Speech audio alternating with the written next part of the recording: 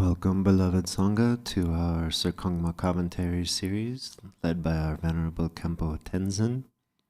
We'll begin today's session in the Yellow Garchen Institute Prayer Book, page 4 and page 5, with opening prayers. Until awakening, I take refuge in the Buddha, Dharma, and the Supreme Assembly. By the merit of generosity and other good deeds, may I attain Buddhahood for the benefit of all beings. Until awakening, I take refuge in the Buddha, Dharma, and the Supreme Assembly. By the merit of generosity and other good deeds, may I attain Buddhahood for the benefit of all sentient beings. Until awakening, I take refuge in the Buddha, Dharma, and the Supreme Assembly. By the merit of generosity and other good deeds, may I attain Buddhahood for the benefit of all beings. May all mother sentient beings, limitless as space, have happiness and the causes of happiness. May they be free from suffering and the causes of suffering. May they not be separated from the happiness that is free from sorrow. May they rest in equanimity, free from attachment and aversion. May all mother sentient beings, limitless as space, have happiness and the causes of happiness. May they be free from suffering and the causes of suffering. May they not be separated from the happiness that is free from sorrow. May they rest in equanimity, free from attachment and aversion. May all mother sentient beings, limitless as space, have happiness and the causes of happiness. May they be free from suffering and the causes of suffering. May they not be separated from the happiness that is free from sorrow. May they rest in equanimity, free from attachment and aversion.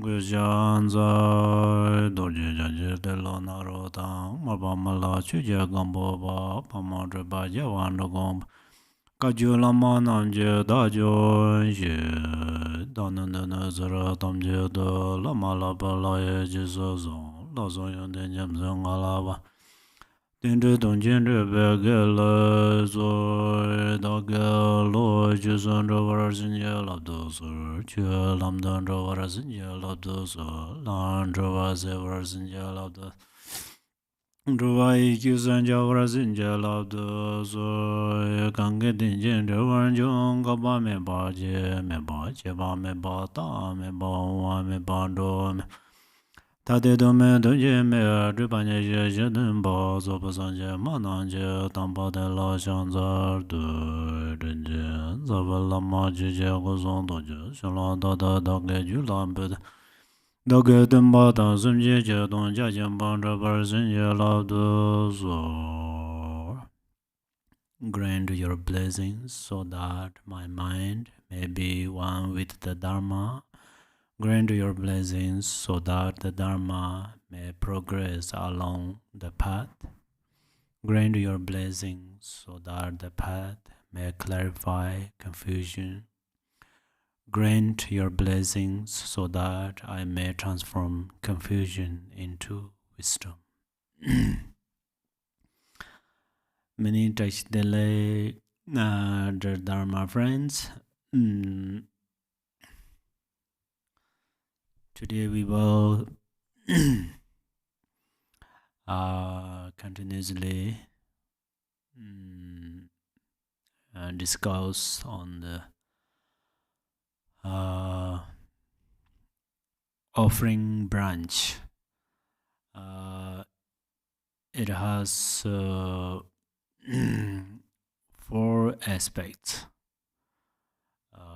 outer offering, inner offering, secret offering, and suchness. So today we are going to start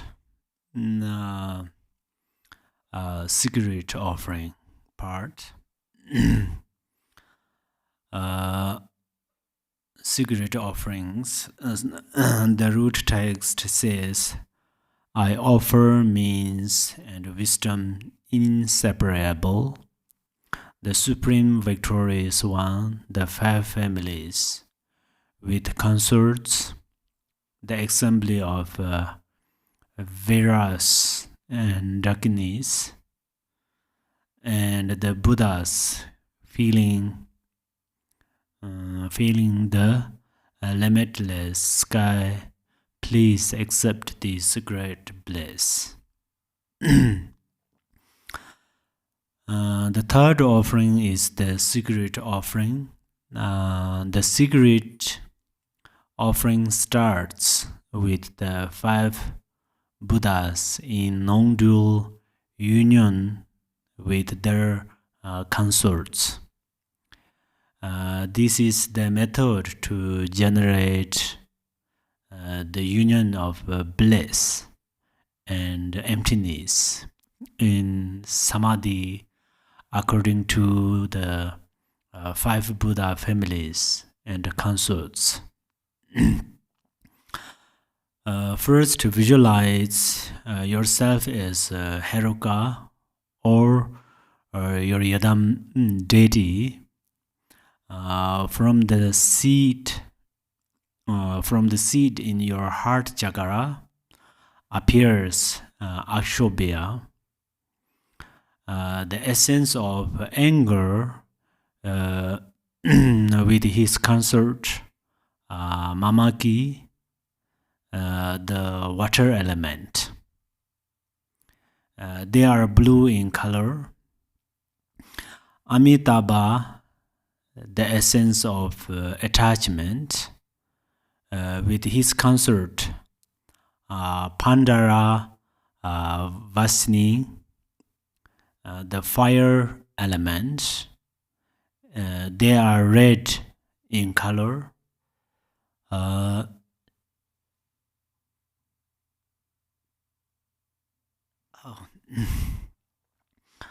Rana Sambhava, the essence of pride, with his consort Spayama, the earth element. They are yellow in color. Amangasiddhi, the essence of jealousy, with his consort Samayatara. The wind element, they are green in color, and Vairochana, the essence of ignorance.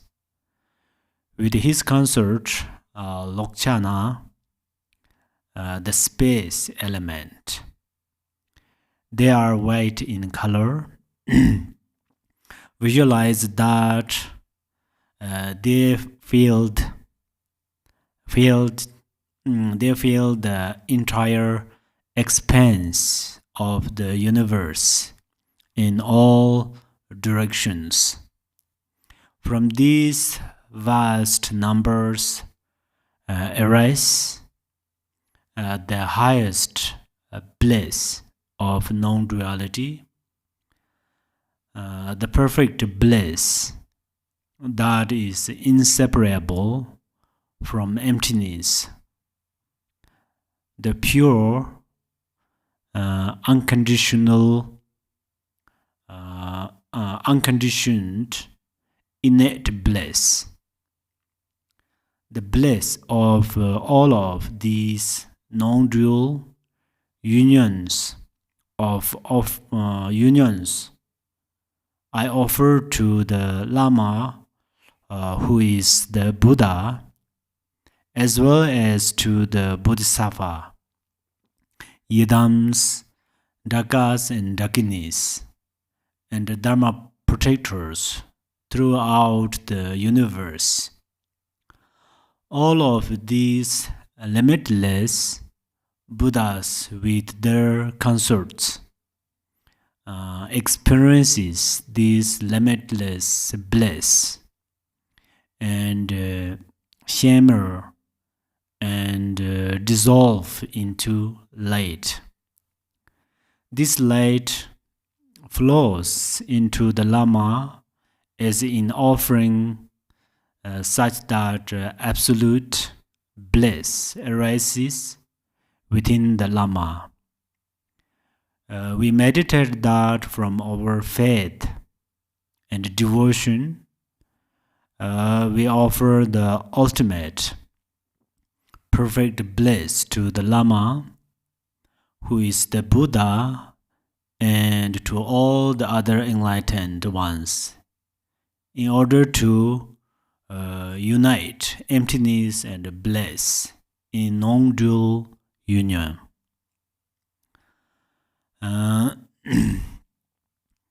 Next is the 8 Bodhisattvas and their consorts. In dependence on them, we give rise to the union of bliss and emptiness. The root text says, from the quality of all phenomena, the ocean like samadhi, oceans of unwavering manifestations arise and guide all beings. Please accept the examples of the victorious offering, the Bodhisattvas who rule all Buddha fields. This is the offering of the 8 Bodhisattvas and their consorts. Again, with oneself as the yadam, one sends forth rays of light from the seed syllable home. These reach the 8 Bodhisattvas and their consorts.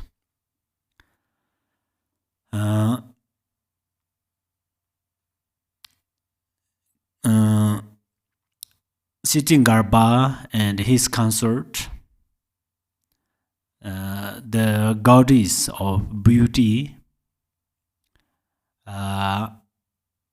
Akashagarbha and his consort, the goddess of garlands, Vajrapani and his consort, the goddess of song, Avalokiteshvara and his consort, the goddess of dance,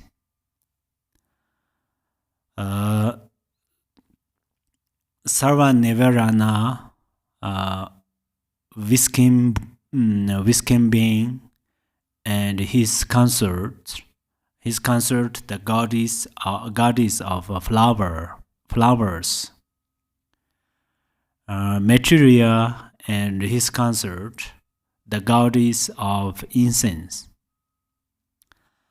Samanthabhadara and his consort, the goddess of perfume. When the rays of light reach them, as before with the Buddhas, they are in non-dual blissful union with their consorts. They are in unfathomable numbers, and they filled entire universe, every corner without exception. The rays of light reaching them cause them to dissolve into light.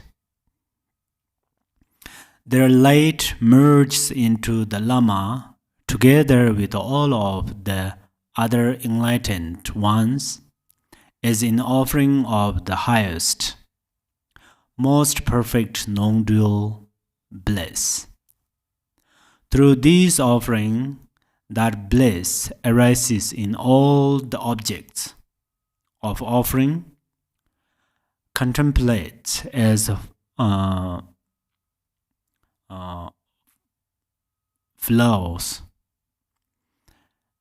Now I am offering this great offering of non-dual bliss and emptiness to the Lama, that he may experience the innate samadhi of the union of bliss and emptiness. Please accept this offering. Next is the offering of bliss arising from actions of the 10 wrathful deities in non-dual union with their consorts. The root text says,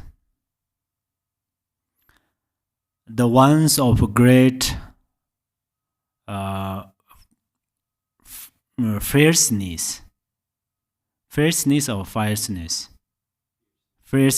wrathful out of immeasurable compassion, show grinding teeth and fierce face on their posing bodies. Please accept these wrathful victorious ones of paramojor wisdom who defeat the hordes of Maras by the roar of Hong and Pet.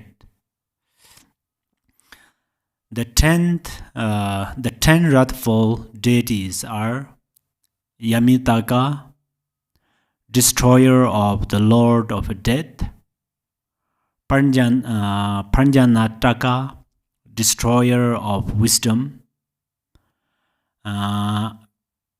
Pemantaka, destroyer of the lotus; Vefnintaka, destroyer of obscurations; Achala, the unshakable one;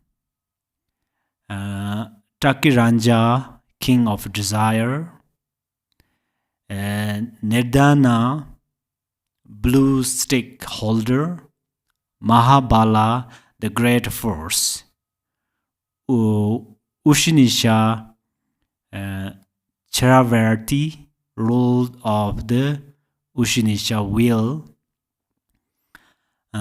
Sambaraja, lord of Samba.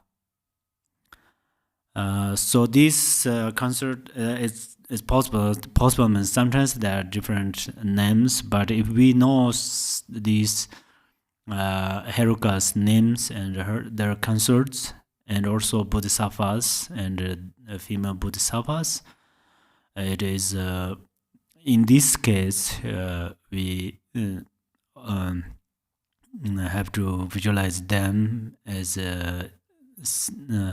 in this way. And also when we practice generation stage, at that time we have to visualize our 5 aggregates are 5 family Buddhas. So not only 5 aggregates are our joints, skin and organs, they are all yadams and bodhisattvas. So that's where it is helpful to understanding them.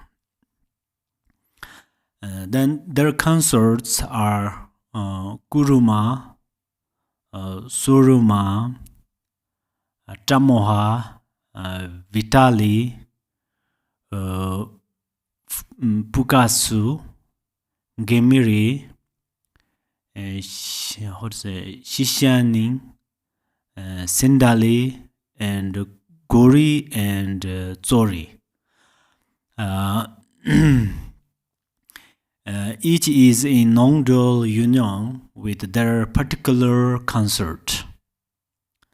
The 10 wrathful goddesses, and they are all proclaiming the wrathful sounds, such as Hong and Pet. Hong is the essence of our mind and the Buddha nature. When we are at ease in Hong, we are resting in Buddha nature. Pet is actually a combination of 2 words. Pa is part of method, and Ta is part of wisdom. Pet is the union of wisdom and compassion. it overcomes the four great maras. We tend to think of maras as being outside, but in reality, pet is a special method to cut over thoughts. As Milarepa said, there are three kinds of pet. The first pet cuts the agitated mind. The second pet purifies dullness. The third pet helps us to remain in the ultimate nature. So these are very important. When we meditate, shamatha or some vipassana or other meditations, so we apply this method. If we apply this method, then it is helpful. The wrathful deities stand midst of a great mass of flames. The flames of wisdom. With their flames of wisdom and their proclamation of fierce sounds, they neutralize or tame all the hordes of maras. All the various types of demons are completely subdued. There arises from them the non-dual bliss. In this way, one feels the entire expanse of the universe with these 10 in union with their consorts, taming all the maras. The great bliss arises from these activities. As the yidam, one sends forth rays of light. The wrathful deities dissolve into light. As before and enter the objects of offering, the Lama and all other enlightened beings. With that, we contemplate with profound devotion. I offer this experience of a highest non-dual bliss inseparable from emptiness to the Lama, Bodhisattvas, Yidams, Dakas, Dakinis, and Dharma protectors. Please accept this offering. So maras, or we say ghost, they all inside of our thoughts. However, they are our thoughts. All problems are our thoughts. How do we know? For example, Milarepa, he went outside to collect firewood, and wind blows his clothes. He tried to hold his clothes, but this firewood blow by wind. And he tried to hold firewood, his cloth. He has only one white rope that blow by wind. And then he supplicate his guru. And then his guru Marpa appears from the clouds. And then he supplicated, and then he went inside of his meditation cave. There are 5 more acharas. Acharas means kind of ghosts. So first he did lots of some mantras, shows than wrathful actions, but they are closer and closer. And then he noticed they are the miracles of his mind. And then he supplicated to the Marpa again. And he watched at his mind, and all these azaras disappeared. Even they commitment him to follow him. So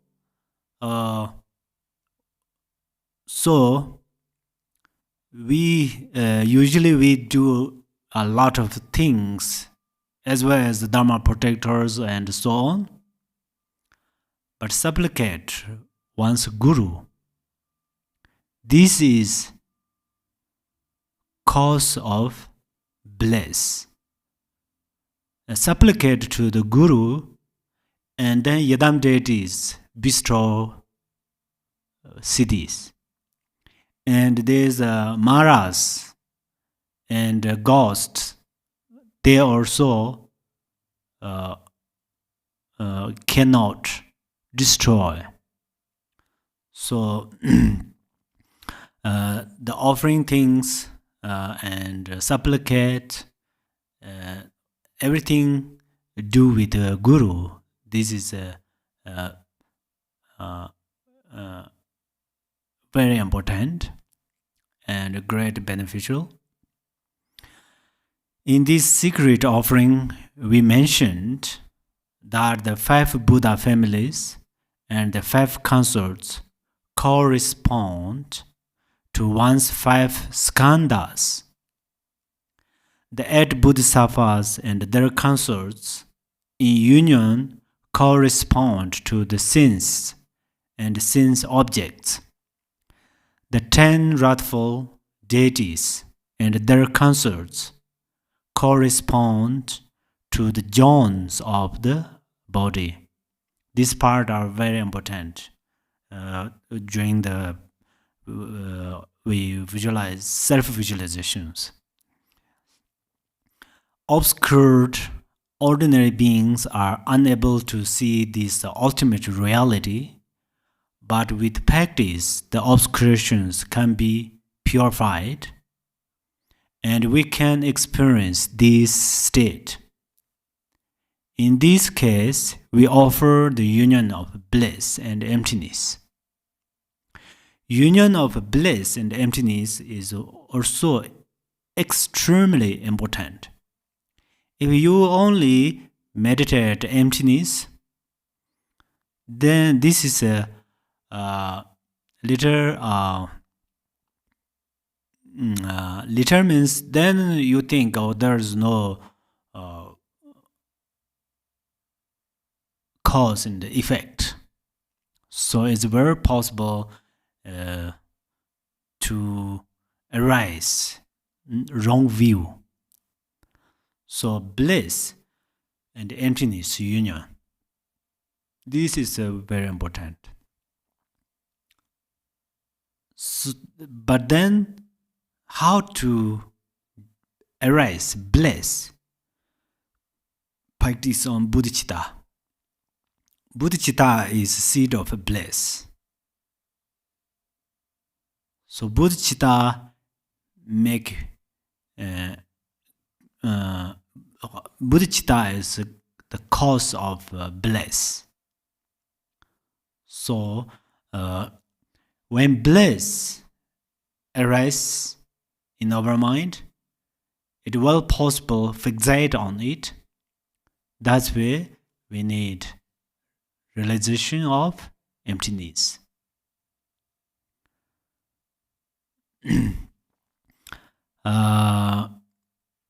The secret offerings include bliss, clarity, and non-conceptuality.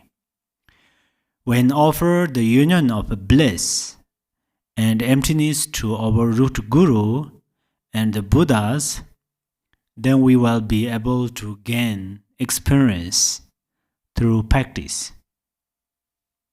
Through this practice, we will be able to realized union of bliss and emptiness for ourselves. Now we will start the fourth offering, the ultimate offering. The root text says, all manifold clouds of outer, inner, and secret offerings are offered in this vast mandala of Samantabhadara's mind. Within the mode of abiding, of unchanging non-duality, the unsurpassed offering of suchness is offered. Different categories of offerings are presented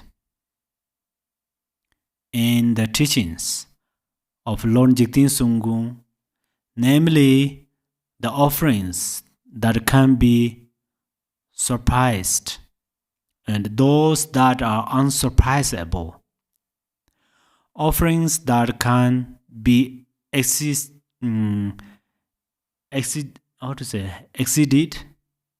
exceeded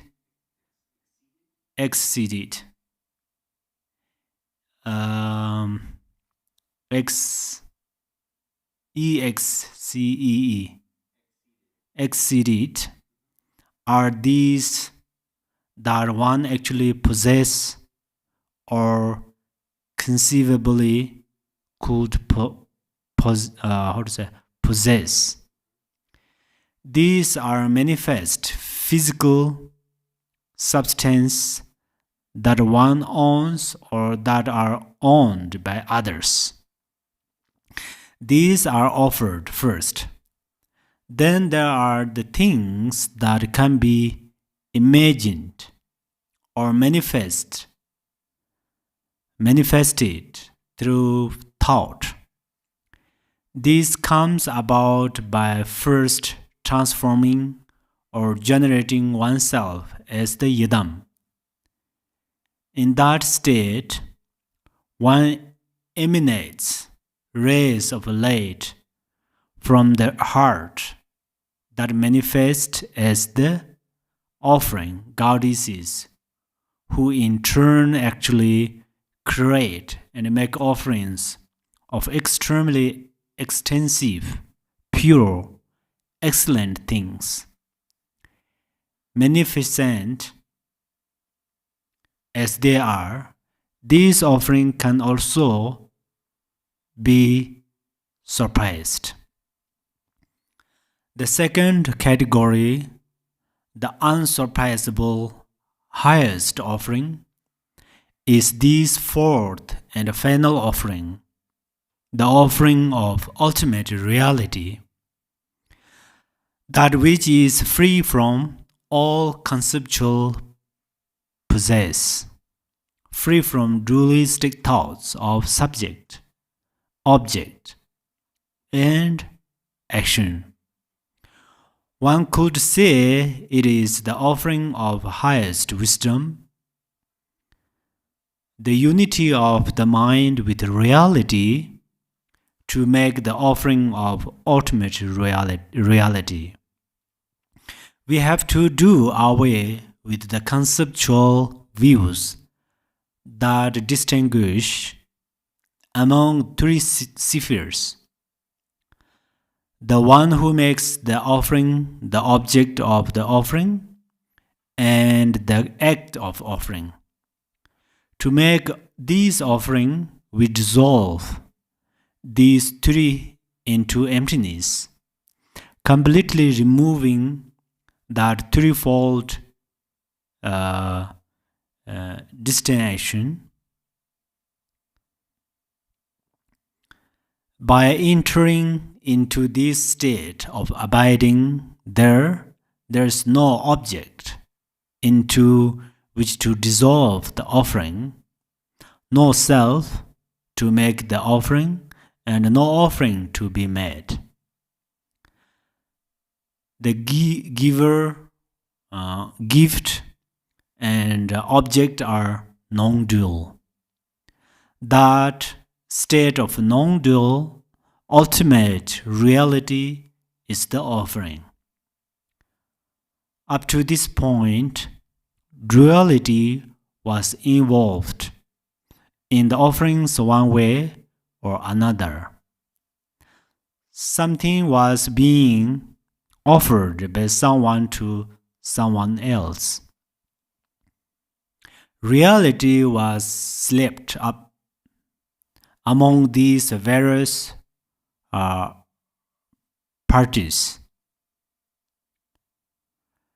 Here we don't speak of conventional reality versus ultimate reality any longer. There are not two realities from this point of view. There is only the one. Visualize that the Lama, Buddhas, Bodhisattvas, Yidams, Dakas, Dakinis, Wrathful deities, Dharma protectors, and all beings are included within this state of non-dual, non-conceptual clarity. Entering one's own mind into that state is the accomplishment of this offering. This is the highest, most complete, perfect offering. At the beginning, Lord Jigten Sunggung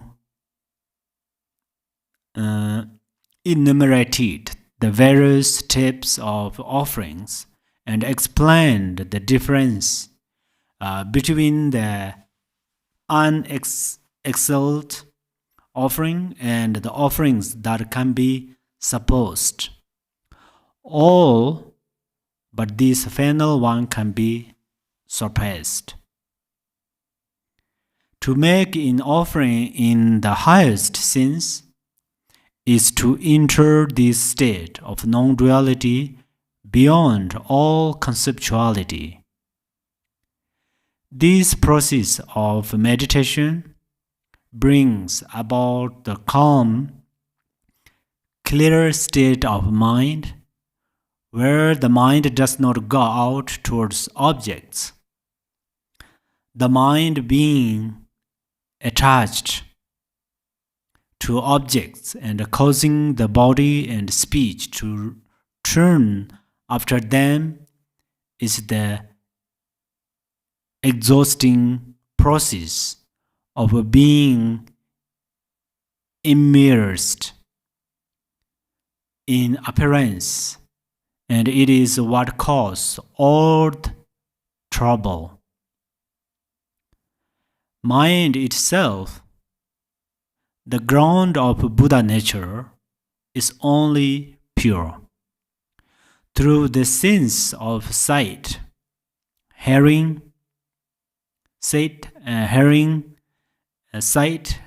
and so forth, the mind can go out and have experience and thoughts. Then attachment and aversion come, and with them endless rounds of suffering. When we meditate, we do not close off the senses. Instead, they are open, and we can see clearly, hear clearly, and touch objects. The difference is that our mind is not going out to the objects. It says in its own nature, one doesn't go grasping or go here and there, but one just sits and abides naturally. The meditative state is said to be one of abiding in one pointed focus called shamatha. When the mind truly abides or rests there, it no longer exhausts itself by chasing after, pursuing and going outward towards objects or holding on to them. Meditation is natural, clear state of mind where one can recognize the nature of the mind as such and abide in that awareness. One sees through all illusions. In that state of clarity, of perfect, calm abiding, when it is conjoined with perfect insight, this is the state of enlightenment. It comes about when one has completed the two assemblages and entered into the samadhi meditation that unifies clarity and insight and relates the nature of all phenomena. The unsurpassable offering is the best offering because it is Mahamudra. Lord Jigten Sungkun said that the unsurpassable offering has two aspects. First is the union of appearance and emptiness. Second is understanding how to offer this union. Third is fruition, which is the innate kaya or Swabhavika kaya. The Swabhavika kaya. It is only after you gain the one test, which is third among the four yogas of Mahamudra, that you can actually experience this. Until then, you can only imagine it. When one understands how to offer this union, one realizes the innate kaya, the Swabhavika kaya. For this ultimate offering, one should understand how to make this offering of Mahamudra. Okay, so now we completely accomplished to teach offering part. Next, we began the section on confession. The root text says, all phenomena are paramodally and completely pure mind. As it says within that, whatever confusion, dualistic appearance of oneself and others, distinction of good and bad, hatred and attachment, there might be, each and everything I confess, may it be purified within that state. Having completed the branch of offering in its four variations, we turn to the explanation of the fourth of the 10 branches, the branch of purification of defilements or confession. Actually, we say 7 branches, but in this second Golden Temple, there are 10 branches. First, some general comments on confession and purification. The process of confession and purification is that process which can counteracts and eliminates the non-virtues that one has collected from unwholesome activities in the past in these and former lifetimes. It is understood that we have amassed a great deal of such unwholesome karma. These karmic defilements can be neutralized and removed. Lord Jigten Sunggung has taught that there is no non-virtue that cannot be removed by applying the 4 powers. The first power is the power of support. One relies on a specific Buddha or Bodhisattva as support to help with the process. In example of this Vajrasattva, one could say we engage in purification practice from this perspective. By having faith in Vajrasattva, we began to engage in the activities and cultivate the state of mind that effectively neutralize all the non-virtues, karma, from the past. The second power is the power of the antidote. Engaging in our virtues practice will eliminate non-virtues. An example of this would be reciting the 100-syllable mantra. The third power is the power of strong regret. Here one looks at the nature of what one has done and realizes the evil or harmful nature of those activities. Seeing their grave consequence, strong regret arises. The fourth power is the power of resolve. This is where one makes a promise or vow to forever avoid this unwholesome activity or this pattern of activities. There is no non-virtue or combination of non-virtues or karmic defilements, mind or combination of karmic defilements that cannot be removed by these 4 powers. There could arise some doubt about this. One may think, I have such a vast story of grave misdeeds.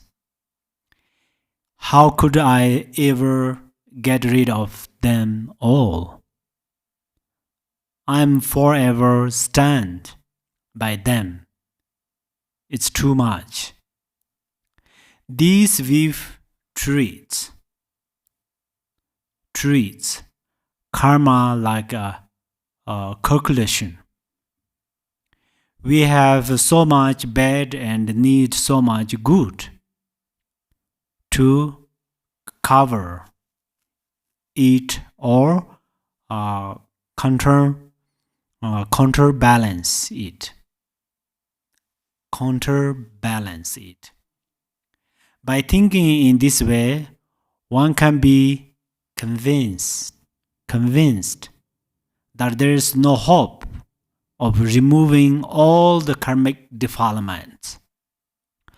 Lord Jigten Sunggung said that this thought is itself a non-virtue.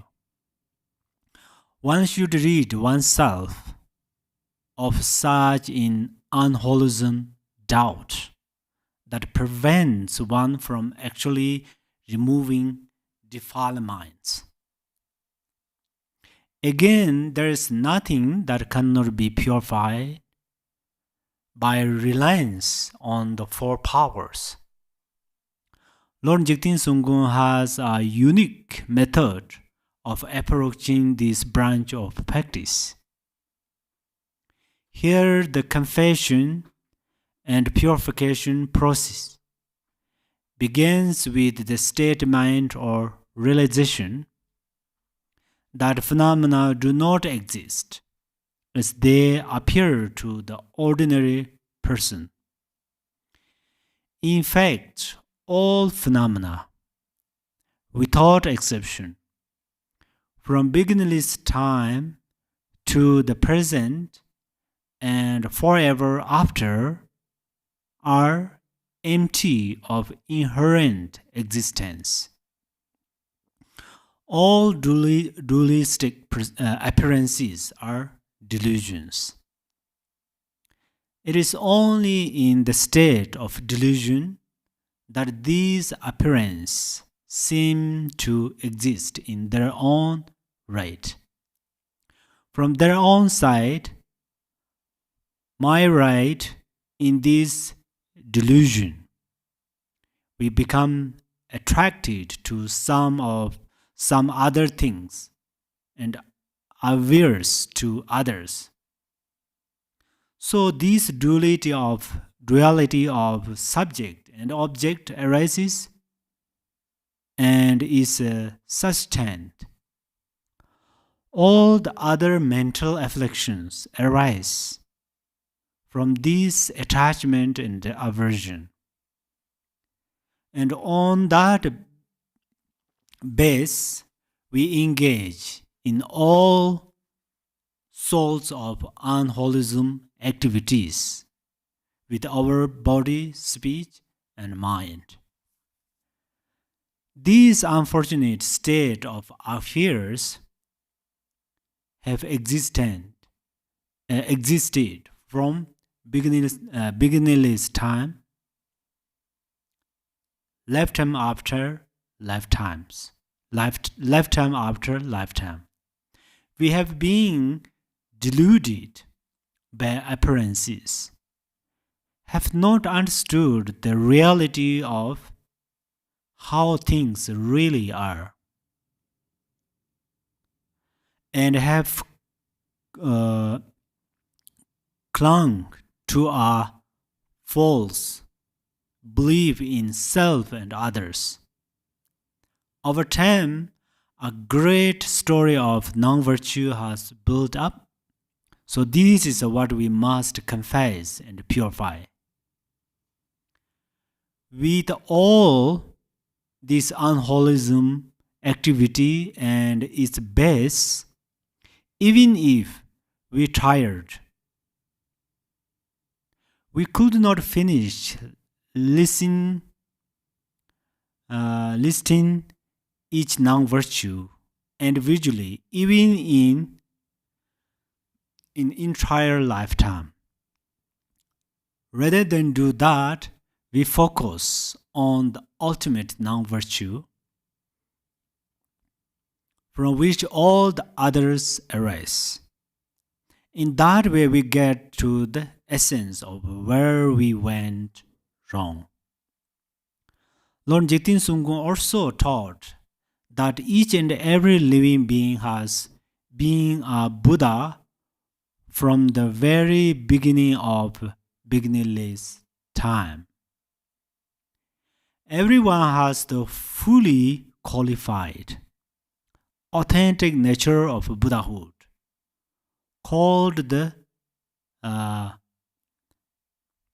Tathagata Garbha, or Buddha nature. This is never defiled. It is impossible to mix it, change it, adulterate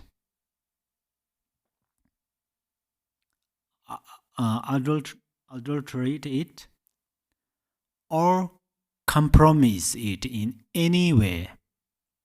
It is of the nature of full of perfect enlightenment. However, beings do not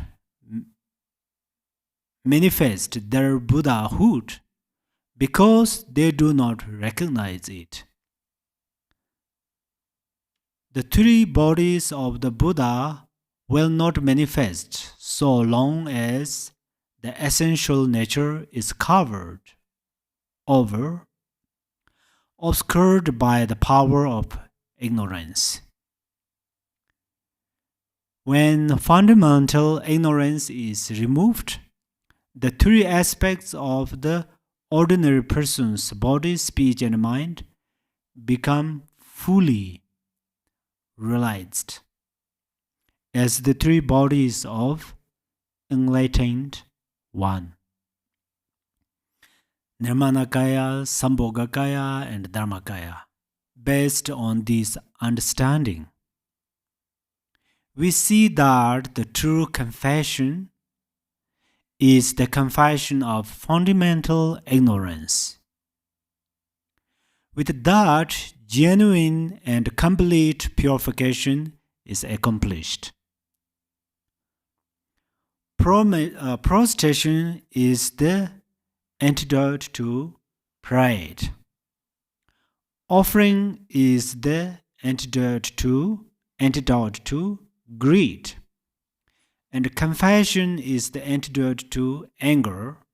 Rejoicing is the antidote of jealousy. Requesting to turn the wheel of Dharma is the antidote of ignorance. Requesting to remain is the antidote of attachment, and dedication is the antidote of wrong view.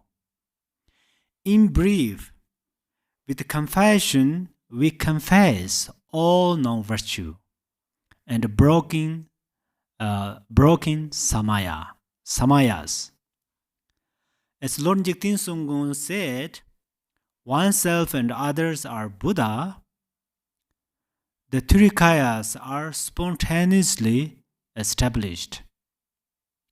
But we perceive ourselves as ordinary beings. I confess this non-virtue.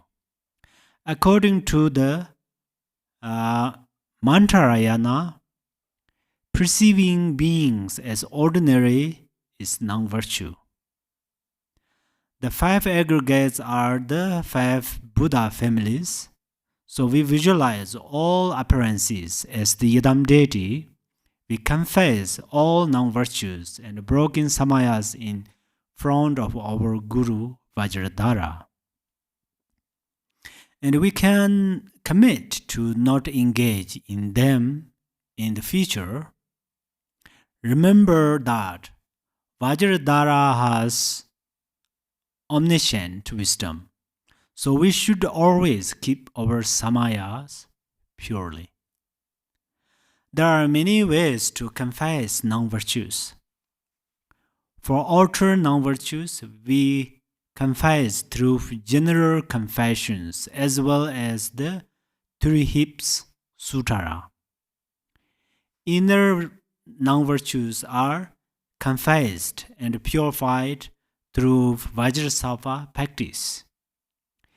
Secret non-virtues are confessed and purified through self-empowerment. Suchness non-virtues are confessed and purified through Mahamudra practice. All of these non-virtues can be confessed in front of our Guru Vajradhara.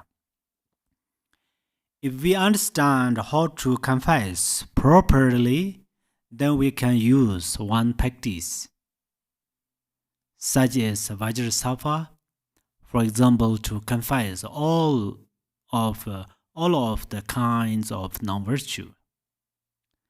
The Buddha taught that there are two kinds of good practitioners. One kind has never engaged in serious non-virtue, and the other has engaged in serious non-virtue, but confess and makes the commitment to not repeat the actions. We must have confidence that we can purify non-virtues. Since we are beings in cyclic existence, we engage in various non-virtues, some serious, some less serious. But now we have a precious human life, so we have the opportunity to purify all of these non-virtues. And we have all the conditions necessary to do so, such as having a guru, the teachings, and so on. It is only in this life that we have such an opportunity to purify non-virtues and attain Buddhahood. So we must not waste this precious life. We are at a critical junction where we can either take birth in a pure land or in the lower realms. Many of us have laziness, thinking that we will purify tomorrow or next day. Weeks and months go by, and we continue waiting to actually confess and purify. Non-virtues are like water dripping into a bucket. It may seem like just a little drop by drop. But one day the bucket is full. At that time, even if we want to confess, it is not easy because of the power of our accumulated non-virtue. So we should confess moment by moment after each non-virtue of body, speech, and mind. If we cannot do that, then we should confess at least once a day before going to bed. If we confess like this every day, then our virtues will increase like the waxing moon. Along with our merit and spiritual wisdom, we will have more trust in the relative and ultimate truth. And one day, these truths will fully manifest in our minds, and we will become Buddha. Okay. Do you want to take a tea break? Just kidding. Sometimes tea break is good, but sometimes during the tea break, everybody think, "Oh no, I have freedom." So then we accumulate many non-virtue. So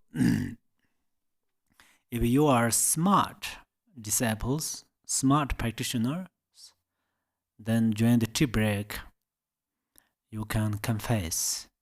When you listen, teaching, meditating, reflecting, at that time it's possible some combine some thoughts and something else, so you can confess it. That's very smart if you can do that. Actually, about Vajrasattva, I taught during the preliminary practice, so I taught in detail there. So now we accomplished the part, the branch of confession. Next is the fifth topic, the branch of rejoicing. The root text says, "With a happy mind, I rejoice in all virtues of all the victorious ones of the three times, of the examples of the superior ones, of the unceasing will of the two accumulations, and of sentient beings." The branch of rejoicing is the antidote to jealousy. Jealousy is a combination of attachment and anger. It is a very subtle emotion, and it is often quite difficult to recognize.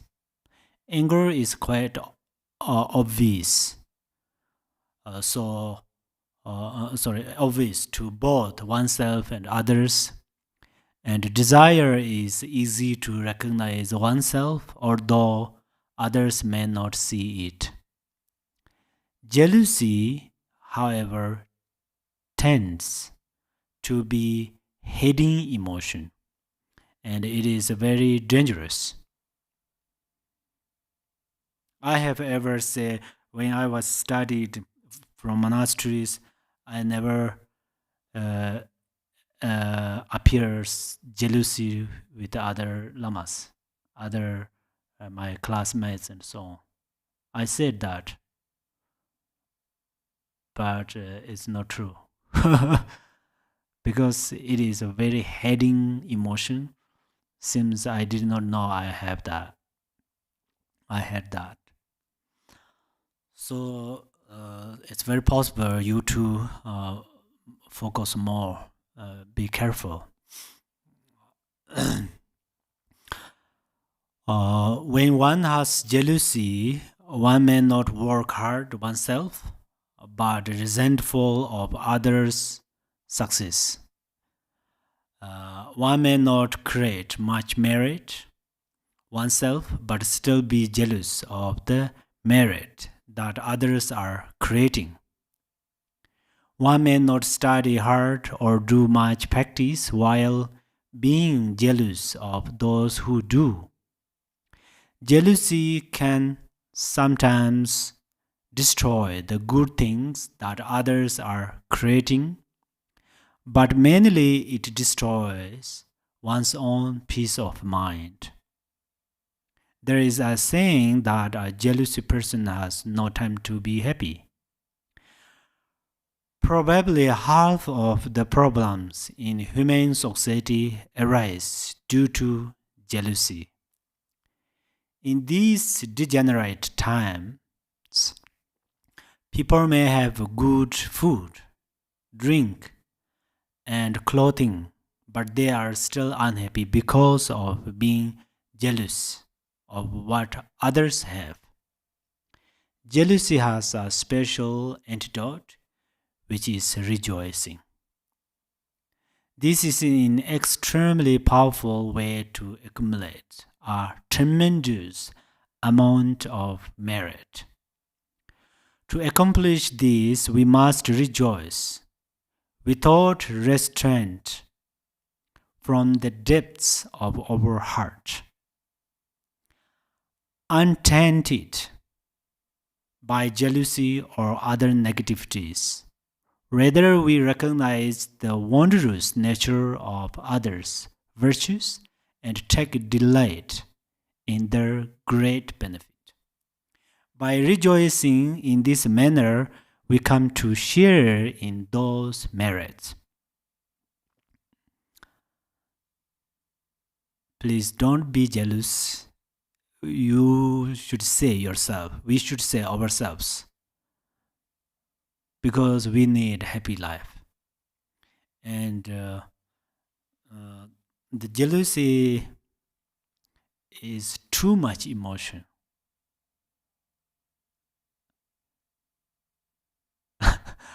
I like angry and attachment, other emotions are actually same. Jealousy, oneself nothing to do, but other people doing good thing. For example, people and other people have good things, and we, the jealousy people, try to destroy it. If you are a great practitioner, if you do that, that means you think you are a great practitioner. Otherwise, it seems you are not trusting karma. Other people have good things, that is their merit, because in previous life they did wonderful things. So you think, oh, that is karma, their karma. In previous life they practiced generosity, or they studied very well, they meditated very well, or they hard work or work hard work, right? So they keep good health.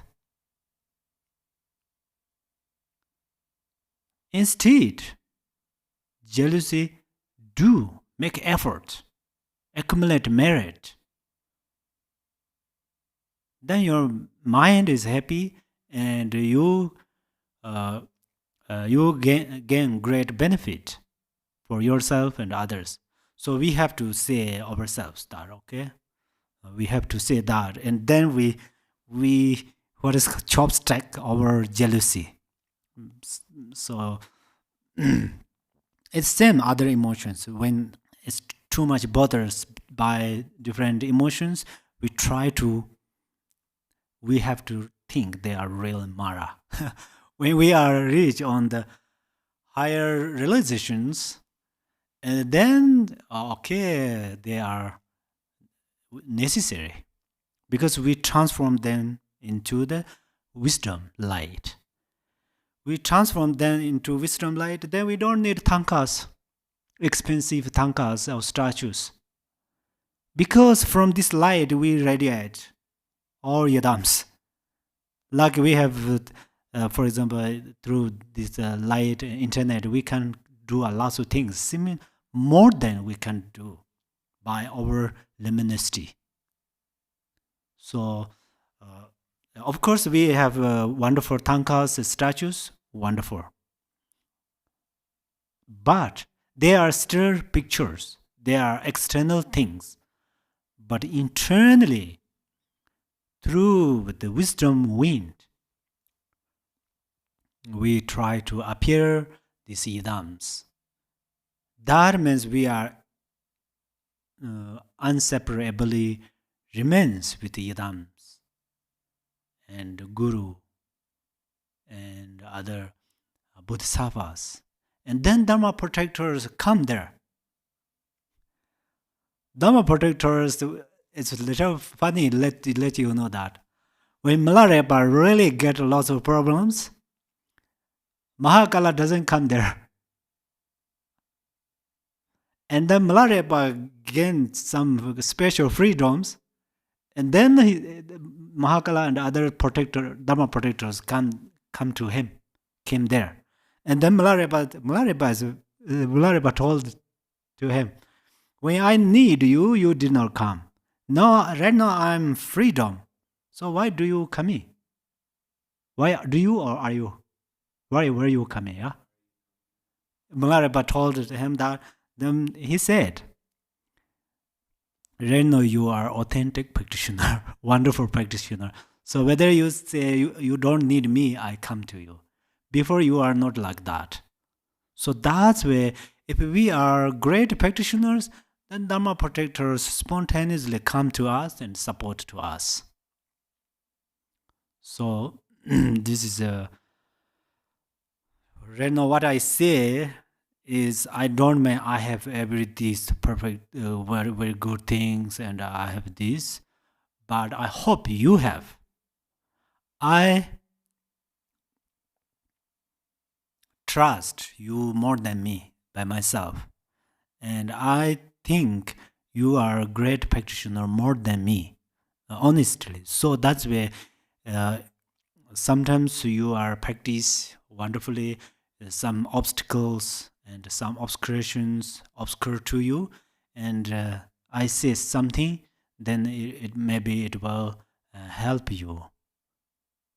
Usually, for example, the gong has no mind, it does not speak with us, but I hit it lead our meditation. Similarly, at least it will little benefit, hope I make little benefit for you to say like this way. But if you think what I say, you must reflect on it. he said that's where I have to do everything. Don't like that. You reflect some part and you think, oh, he said that, but this is not related to my own experiences, and this my master, my guru did not tell me like that. So if you think like that, then of course you can listen from the right ear and let go it through your left ear. Don't keep in too much both ears, otherwise your ear become red. so of course you can delete right? You can delete what I say, and also I am sorry what I say is discorrect or incorrect. And then in general there are 4 levels of subjects in whose virtues we rejoice.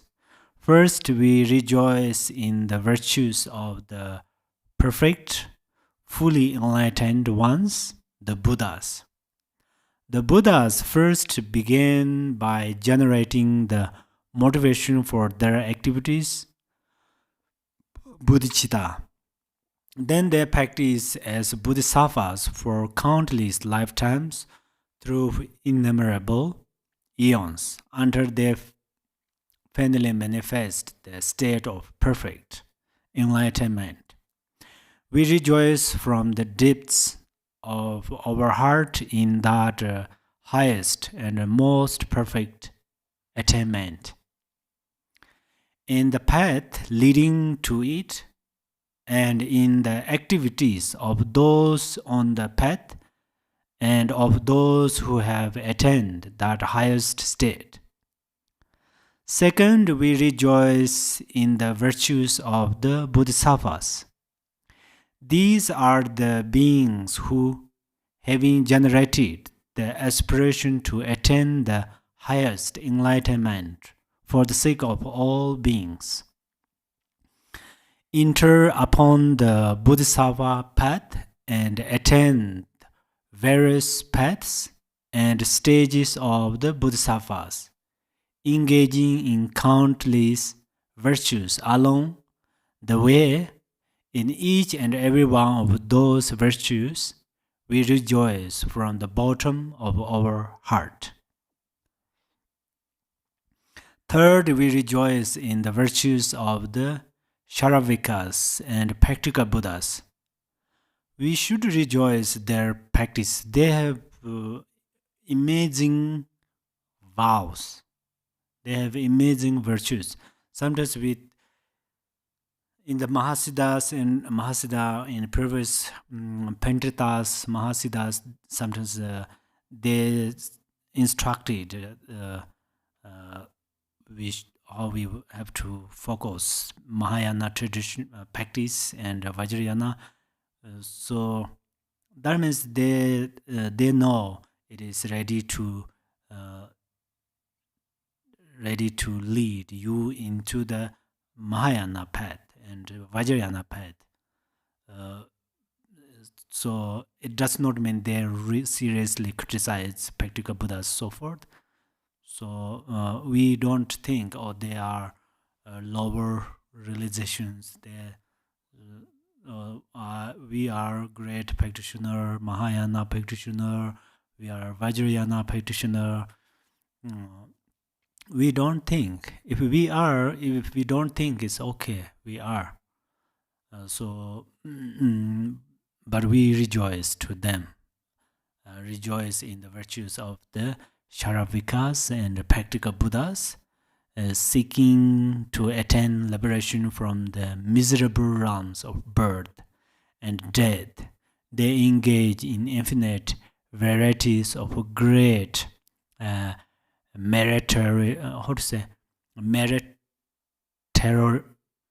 meritorious deeds, practice on the path, and build up the merit and wisdom to attain the state of arhatship. In all of their virtues we rejoice. Actually, bodhisattvas, maybe you remember in Shantideva's way of bodhisattva, it mentioned, may I become bridge to someone cross the big rivers. May I become trees. May I become road. May I become water. So that's why these practical Buddhas are also, in reality, they are bodhisattvas. But some of our Dharma practitioners, they think, oh, to attain Buddhahood is so far, so we cannot attain Buddhahood. They sometimes upside, and then they practice, they follow practical Buddha's instructions, and they immediately attain their stages, and then they remain there, and then after they again practice, and then finally they all become enlightened. So fourth, we rejoice in the virtues of any living being. All living beings engage in at least some virtue. Looking at those virtues and contemplating their achievement in the three times, we rejoice in whatever good, wholesome, and beneficial deed is done by any living being. Lord Jigten Songkung established these flawless practice of rejoicing in the merits of others. Welcome every virtue without exception in the heart and fully rejoice in whatever good is done by Buddhas, Bodhisattvas, arhats, and all other beings. Lord Jigten Songkung said that the best rejoicing is not misunderstanding the Guru's actions of the three doors and rejoicing in all of them. In brief, jealousy collects non-virtues, while rejoicing effortlessly collects virtue and merit. In the Sukhavati prayer, it says that when you hear of other people's practice, if you rejoice from your heart, you will receive the same merit as they do. Someone asked the Pater Rinpoche, Zapapter, if there was any way to accumulate merit without effort. He replied that, in fact, there was a method to accumulate merit even while lying in bed, and that the method was rejoicing in the virtues and merits of others. When we give rise to rejoicing in our mind, it automatically gives us peace of mind. There's no excuse for saying that you would like to rejoice, but there is no object to rejoice in. You can rejoice whenever you see anyone get any benefit at all, such as a new car, new shoes, or whatever. Especially these days, there are many who don't have the ambition to attain Buddhahood, but they want to have happiness. If you practice rejoicing right now, I can confidently say that you will have a joyful and peaceful mind. For example, if you see that someone has a new car and you rejoice in that, I can't say that you will get a car like that, but I can say that that car will make you happy, maybe even happier than the owner of the car. If the car gets damaged, the owner will have to spend time and money fixing it, but you won't have to go to that trouble. As long as the car is running well, the owner will be happy, but they will suffer when the car isn't work. But you will be happy in either case. Even if even this simple way of rejoicing in others' fortune and merit can make you joyful, then how much more merit there will be in rejoicing in the merit of the Buddhahood and Bodhisattvas.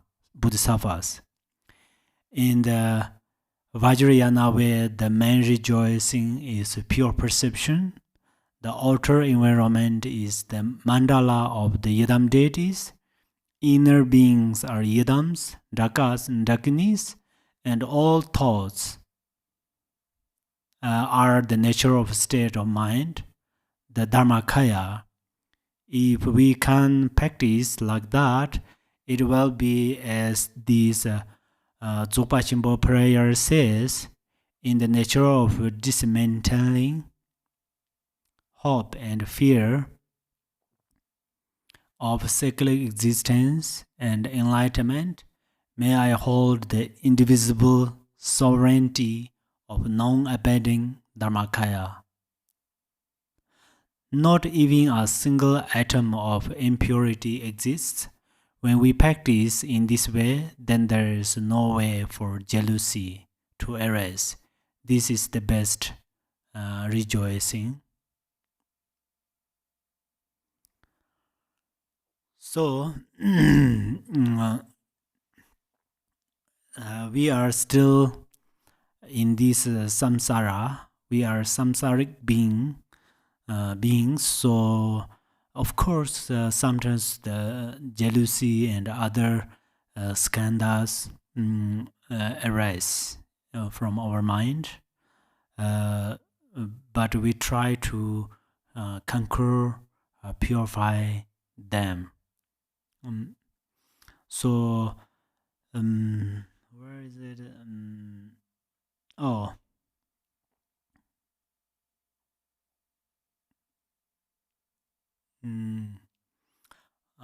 We are practitioner of Suttarayana and Vajrayana both.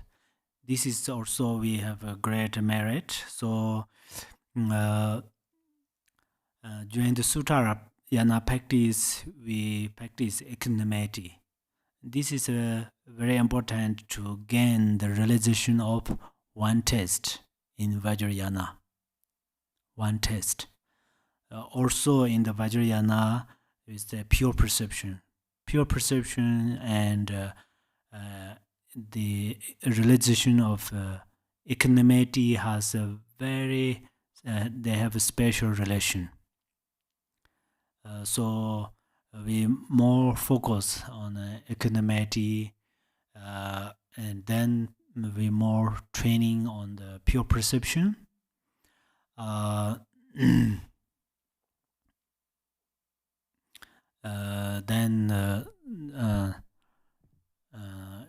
Step by step we will improve our good experiences, and then step by step we close the stage of Buddhahood, stage of Dharmakaya. This concludes the section on rejoicing. Okay. Next is the sixth section, the exhortation to teach. Yeah. The root text says, "I beseech you, protectors in the worlds of the 10 directions, by completely turning the wheel of stainless Dharma with the sound of the ocean like branches of melodious speech, please ripen all thinking beings without exception." This branch is requesting the enlightened ones to turn the wheel of Dharma to teach the Dharma. This is the antidote to ignorance. Always teach. What is the benefit? Sometimes do you have that question? Always teach. What is the benefit? always teach because we have many thick ignorance in the mind. How do we know that? Is we are always ready to erase uh, wrong view and misunderstanding and other afflictive emotions. So teaching makes more how to say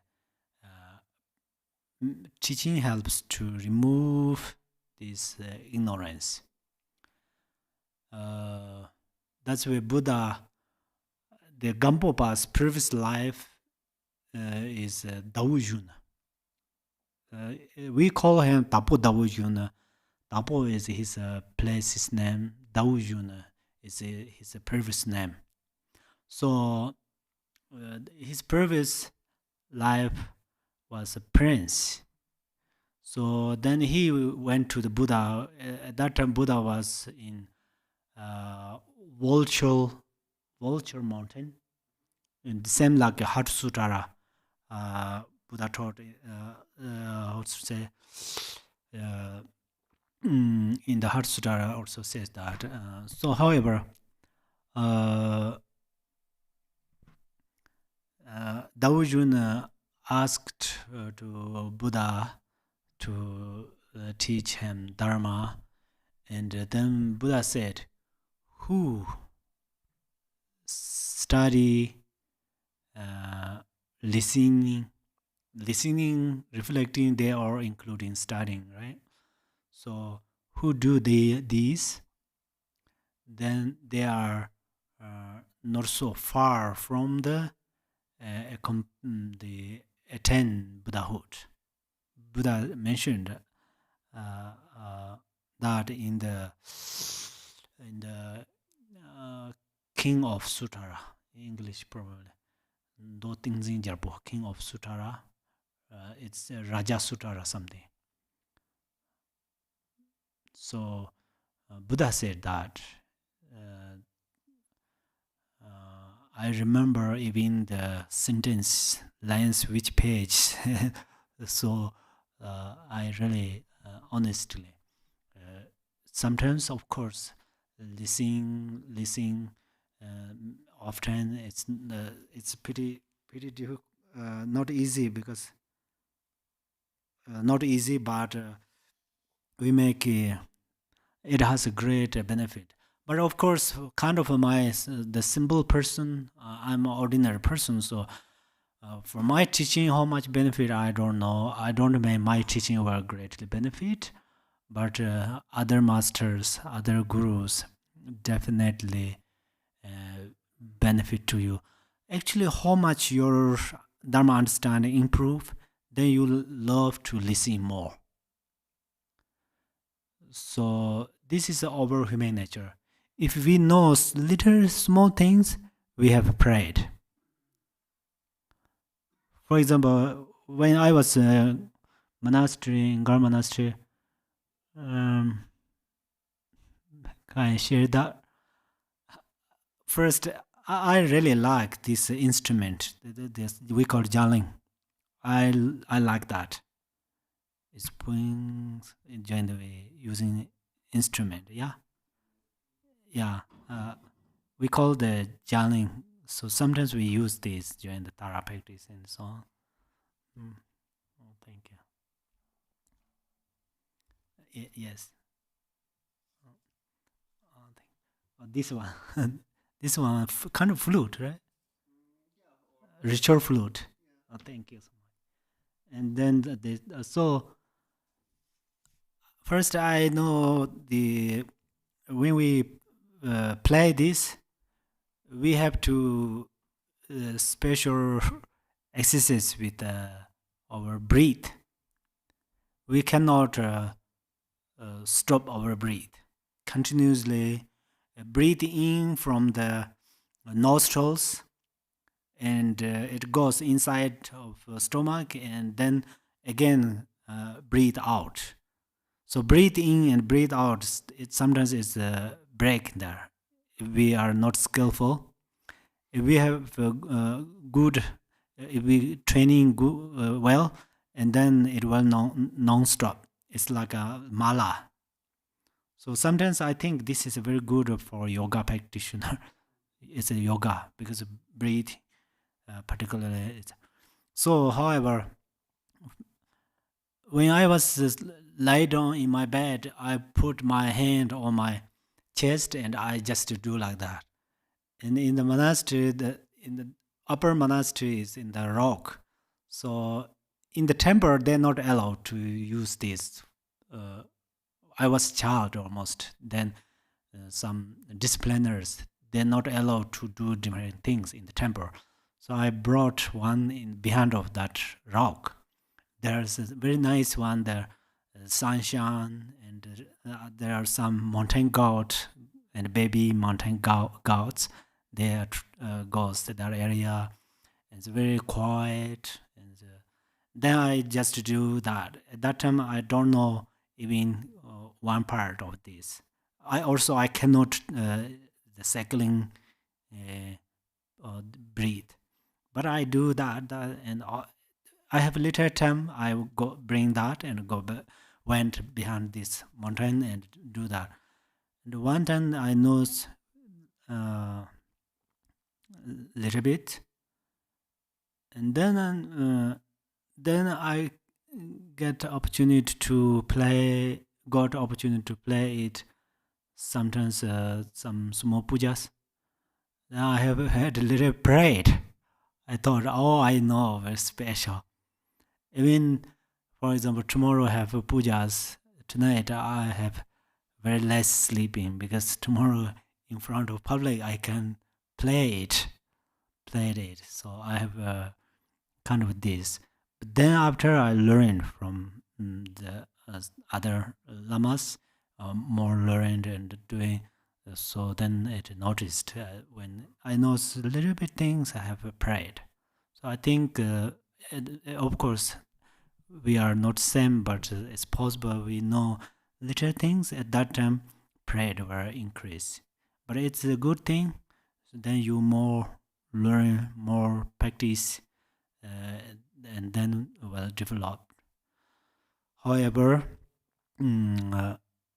listening, reflecting are important, but more important is meditating. Meditate and also in the temple, for example, we meditate, close eyes. It's good, but main thing is when we go outside of temple, for example, or your room, meditation room, retreat hut, and then keep mindfulness.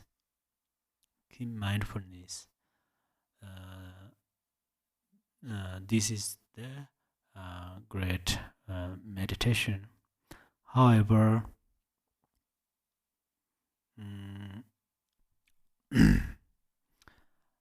teaching is antidote to ignorance. Ignorance is the cause of the 6 realms. It is actually the worst of all the non-virtues. It is like not having eyes to see the light. Any act done through ignorance is the cause of suffering.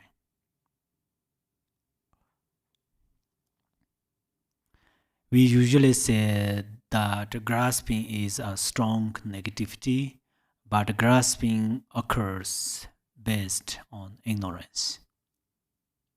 In brief, ignorance means not understanding.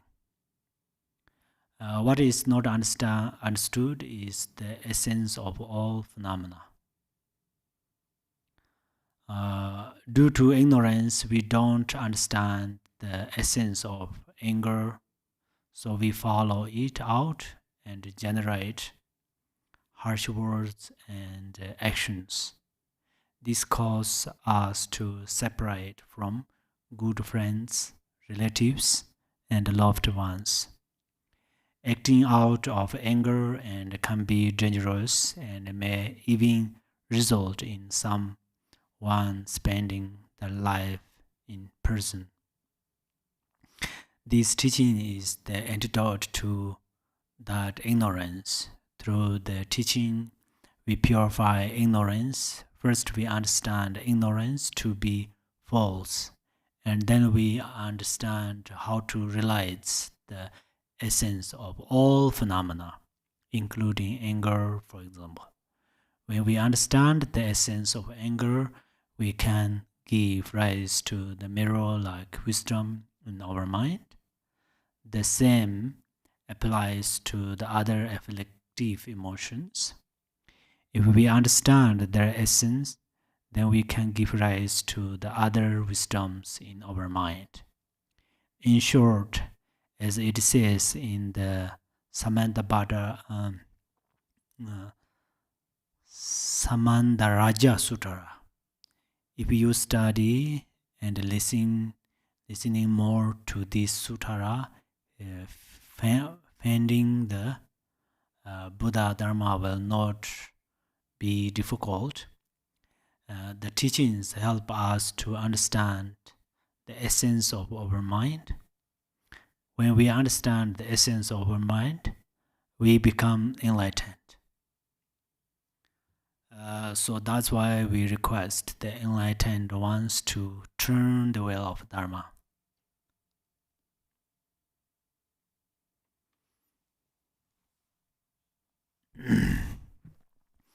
The way to request the teaching of Dharma is to first generate oneself as Yidam deity. Having arising as the Yidam, one instantly transforms into the Lord of the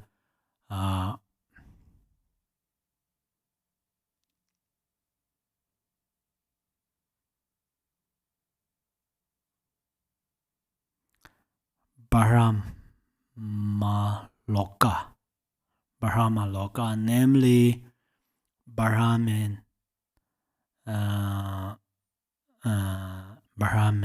who's Brahma himself.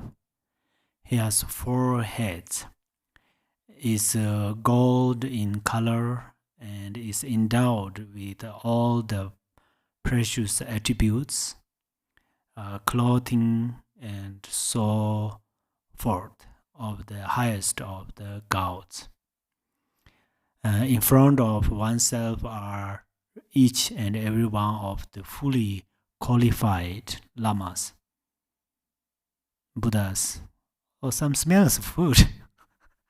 Am I hungry or something? Some food comes here.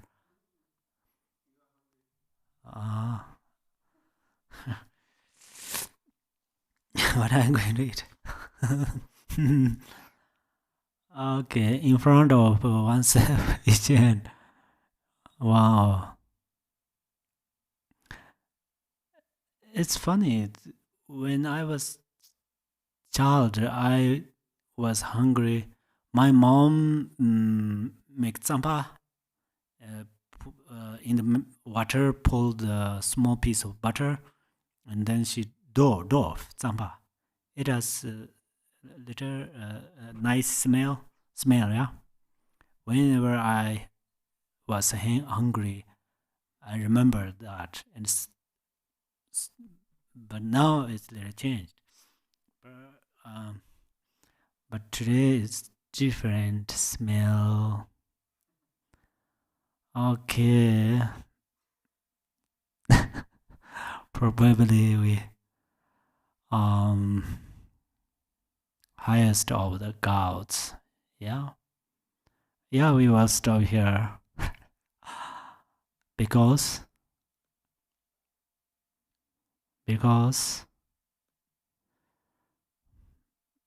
you have no answer. Let me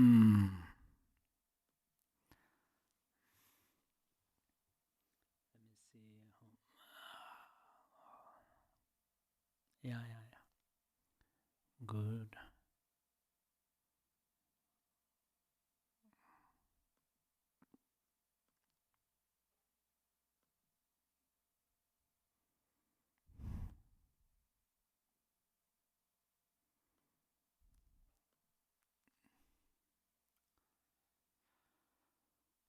Chanchu Zen Jo Rinpo Che Ma Ji Ba Nam Ji Jur Che Ji Ba Nyam Ba Mi Par Yang Gong Ne Gong De Be War Shu.